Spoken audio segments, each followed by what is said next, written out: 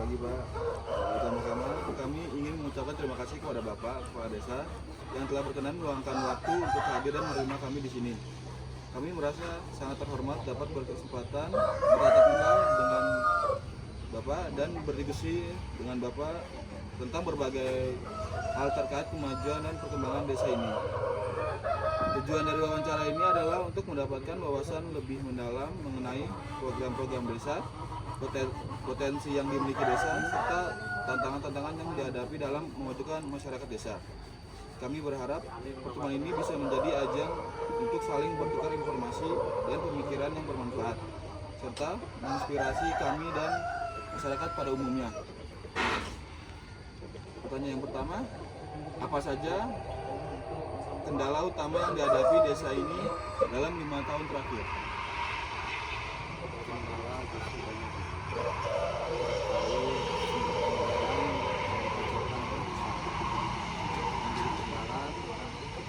Antara aturan pemerintah pusat dengan realisasi yang ada di masyarakat terkadang bertolak belakang. Contoh, dengan adanya dampak COVID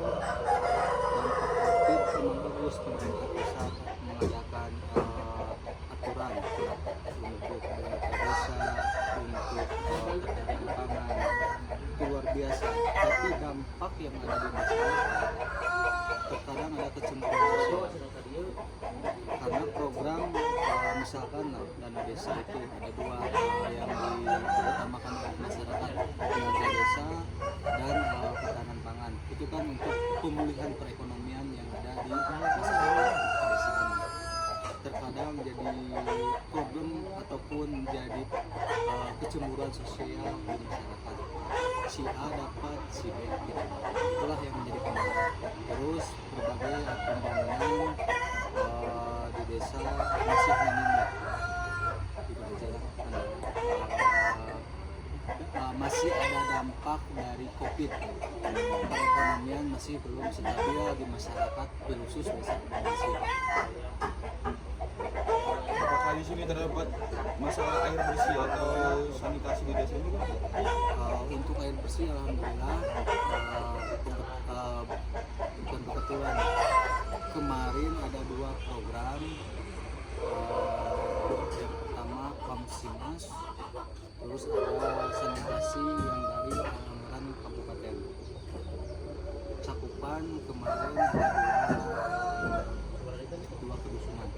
Desa Buniasi memiliki 6 kedusunan, termasuk yang 6 kedusunan Tagog, Nyalindung, Gentong, Sulawi, Antalina, sama Nagreg. Nah, untuk sanitasi di Nagreg itu udah ada. Kemarin program Pamsimas. Terus yang di Sulawi ada aktivisasi lah, P3A kalau nggak salah. Terus untuk Tagog sebelum-sebelumnya dari mulai 2016, 2017 sudah ada program dari PNM dulu.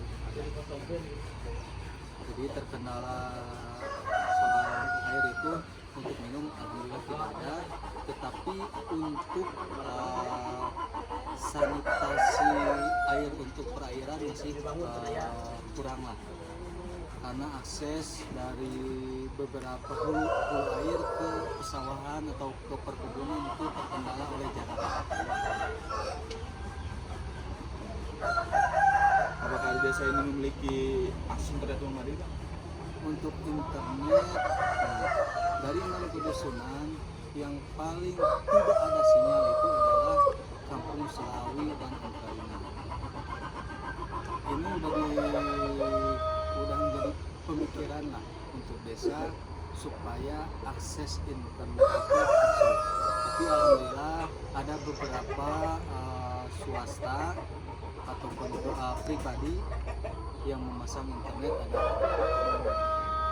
Tapi kalau ke depannya ini kalau internet di desa yang mengadakan lah, karena kan untuk membuat server ataupun jaringan itu kan luar biasa, nggak cukup, anggaran sedikit lah. Yang kedua kedusunan ini paling banyak, Selawi hampir 1000 pemilih lah. Berarti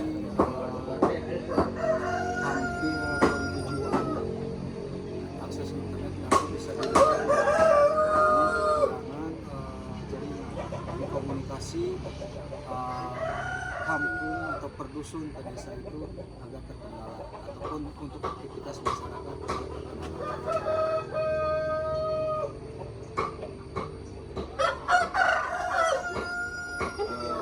Apakah di sini pemerintah desanya sudah menggunakan teknologi informasi dalam layanan administrasi dan pelayanan publik? Sudah bisa dicek nanti di sudah tertera tentang diseminasi, nanti linknya juga ada. Tapi masih minim kita tentang pempublikasian, sistem publikasian masih minim, mungkin karena pengetahuan belum sebegitu luas. Tapi insya Allah untuk ke depan kita pempublikasian secara online itu akan diterapkan lebih serius lagi. Terus di sini juga ini Pak, pengembangan usaha kecil dan menengah. Apakah di sini bisa ditingkatkan menggunakan teknologi? Bisa. Seperti contohnya? Dalam sistem pemasaran, masyarakat kan paradigma ataupun pemikiran tentang teknologi masih awam, pengetahuan masih awam, perlu diberi bimbingan atau pelatihan untuk menunjang supaya usaha UMKM yang ada di desa kombinasi itu berjalan. Banyaklah UMKM, misalkan ada olahan rumahan seperti keripik singkong dan lain-lainnya ada. Nah, hanya pemasaran ke warung-warung aja. Tapi kalau sistem internet bisa dipasarkan secara segmentasi pemasaran lewat online itu lebih efektif. Terus jangkauan yang dihasilkan untuk penghasilan lebih meningkat. Namun yang jadi kendala tetap pemerintah desa belum semaksimal mungkin bisa atau menunjang terhadap UMKM yang ada di desa. Tapi kedepannya kita akan tingkatkan lagi.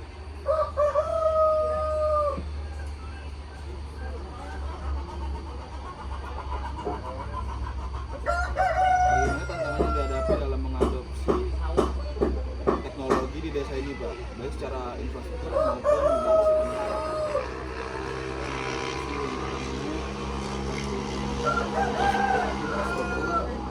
menjadi prioritas.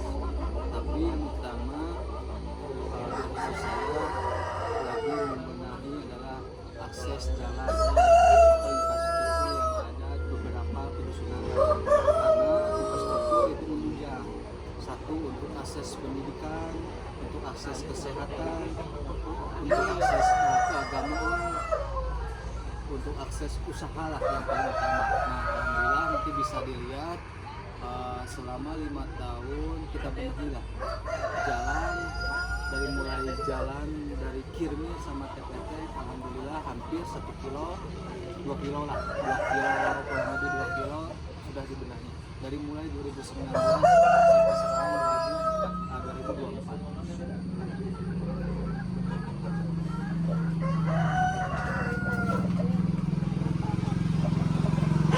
Terus yang terakhir mungkin Mbak, apakah desa ini memiliki strategi pengolahan bencana atau situasi darurat yang berbasis teknologi? Kalau secara teknologi belum. Kalau kemarin secara pembekalan, alhamdulillah dari kabupaten memberikan program yang bernama KSB, Kampung Siaga Bencana, ditunjang dengan peralatan-peralatan, alhamdulillah. Tapi secara teknologi, secara by online itu belum ada. Alhamdulillah. Apa bisa disebutnya, pemerintah, bukan pemerintah desa saja tapi pemerintah kabupaten juga menunjang terhadap bencana, sebab di desa kami itu rawan bencana dari tanah longsor, jalan amblas, terus ada beberapa terkadang kebakaran lah. Tapi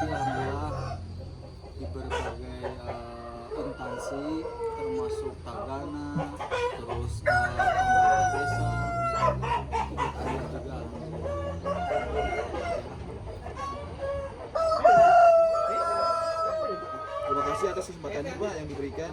Semoga wawancara ini berjalan dengan lancar serta memberi manfaat bagi kita semua. Assalamualaikum warahmatullahi wabarakatuh.